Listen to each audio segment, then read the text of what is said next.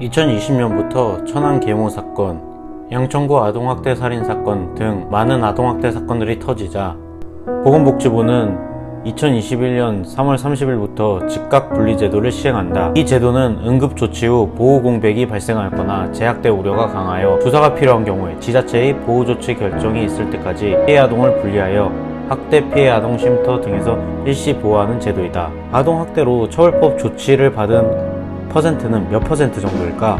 보건복지부에 따르면 2018년도에는 9.3%, 2019년도에는 9%였다고 한다. 경찰에 신고되어 경찰에서 수사를 한 퍼센트는 2018년도에는 38.03%, 2019년도에는 37.5%였다고 한다. 이렇게 대응 퍼센트가 좀 낮자 보건복지부에서는 아동학대 전담 공무원을 배치하여 아동학대 관련 대응 퍼센트를 높이려고 한다. 그러나 2021년 3월 30일 날 방영된 EBS 뉴스에 따르면 아동학대 전담 공무원은 16개 광역시도에 총 435명, 지자체마다 평균 2명이고 아동학대 사례수는 2,100건이라 1인당 평균 28.2건을 해결해야 한다고 한다. 2018년도와 2019년도에 아동학대 관련 공무원들과 경찰들이 이 사건들을 제대로 처리 안 해서 이렇게 대응 퍼센트가 낮다고 생각하지 않는다. 아동학대 대응 사건들은 까다롭기 때문에 퍼센트가 높지 않았다고 생각한다.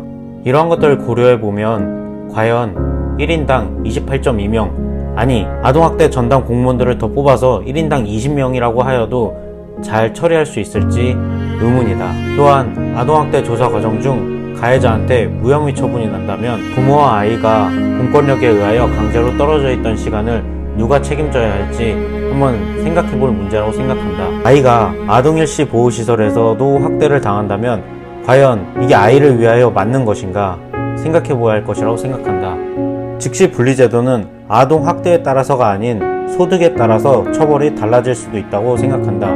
만약 정말 이렇게 된다면 법의 공정성에 문제가 생기지 않나 라고 생각한다. 이 즉시 분리제도는 시작부터 참 생각해볼 게 많은 제도이다. 그리고 즉시 분리 보호제도에서 부모가 너무 학대를 해가지고 부모와 아이가 떨어졌다고 생각을 해보자.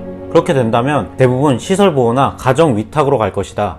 이 가정위탁 같은 경우는 화면에서 보다시피 만 2세 아이들을 대상으로 하며 2011년도부터 2019년도까지 조금씩 떨어져 가고 있는 추세이다. 그래서 올해 보건복지부에서는 200가정을 목표로 학대 피해 아동을 보살필 보호가정들을 모집한다고 하였다. 보건복지부에서는 빨간색 칸 안에 있는 지원을 말하며 위탁가정을 구하고 있다. 전에 위탁가정을 하시는 분을 봤는데 정말 대단해 보였다. 이건 정말 잘 구해줬으면 좋겠다. 가정 위탁으로 가는 아이들 말고 이제 그럼 시설 보호로 가게 되는 아이들을 보자. 보호 아동 시설 같은 경우는 2017년에는 한 시설당 45.6명, 2018년도에는 한 시설당 43.7명, 2019년도에는 한 시설당 41.5명이 거주했었다. 이번에는 일반 어린이집 수를 보겠다. 일반 어린이집 같은 경우는 2017년도에는 한 시설당 36.0명, 2018년도에는 한 시설당 36.1명, 2019년도에는 한 시설당 36.5명이 다녔다. 보호아동 시설 같은 경우는 아예 아이들이 거기서 숙식까지 다 해결하는 곳이고 어린이집은 식까지만 해결하는 곳이다. 이럼에도 불구하고 보호아동 시설이 어린이집 시설보다 시설당 명수가 좀 더 많았다. 내가 지금 분석하고 있는 것이 완벽히 맞다고는 생각하지 않는다. 그러나 화면에 써놓은 이유와 여러 이유들을 생각한다면 지금 보호아동들이 있는 시설이 일반 어린이집 시설보다 더 열악한 것은 사실이라고 생각한다. 또한 보육교직원 현황과 보육아동수를 비교해봤을 때 2017년에는 선생님 1명당 학생 4.3명, 2018년도에는 1명당 4.2명, 2019년도에는 1명당 4.1명의 수치가 나온다. 부모 지도 하에 어린이집 선생님 1인당 학생 명수를 계산하면 이렇게 나오는데 과연 숙식을 다 해결해야 하는 보호아동 시설이 이렇게 나올지 의문이다. 보건복지부에서는 2019년도에 아동에 대한 국가 책임을 확대한다고 하였다.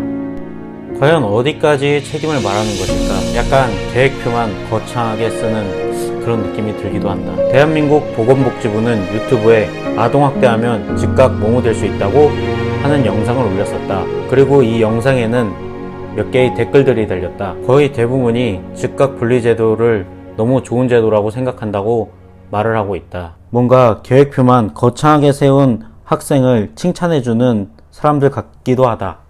아동학대 영상 2편에서도 말했지만 감정에 휩싸여 순식간에 하는 정책은 역효과를 분명히 낳게 된다. 누군가는 나보고 부정적이다, 삐뚤어졌다라고도 말할 수 있다고 생각한다. 그러나 그러한 이야기들을 듣더라도 이러한 영상들을 통해 단 한 명이라도 더 나은 삶을 살 수 있게 된다면 괜찮다고 생각한다. 어제 뉴스 기사에서 정인이 묘에 음식 더 이상 놓고 가지 마세요라는 기사를 봤다.